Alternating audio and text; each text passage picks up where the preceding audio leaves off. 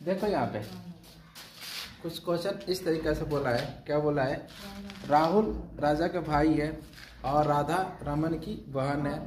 राजा राधा की पुत्र है और फिर राहुल के संबंध राधा से क्या होगा?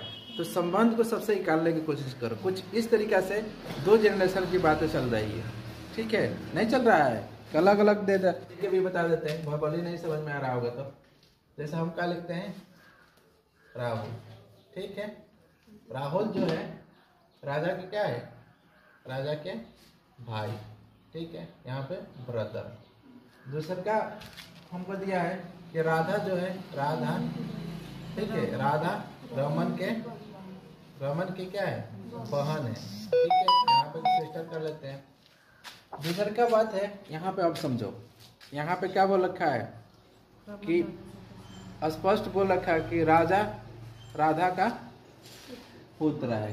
तो ये राजा जो है, ठीक है, राधा का क्या है? बेटा है। बेटा मतलब पुत्र है। ये बात समझ में आ गया।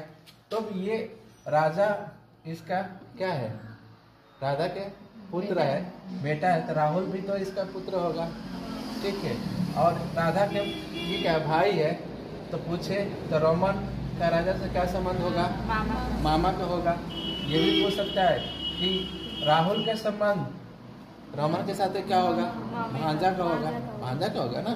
तो जिसका जो संबंध पूछे तो स्पष्ट पूछ रखा है कि राहुल का संबंध राधा के साथ क्या होगा? तो बेटा का होगा। आंसर क्या होगा? कुछ करना ही नहीं है, चीज़ों को अच्छे से समझ लेना है। रिलेशन यही चीज़ है। रिलेशन जितने समझोगे उतने आसानी से बन जाएगा।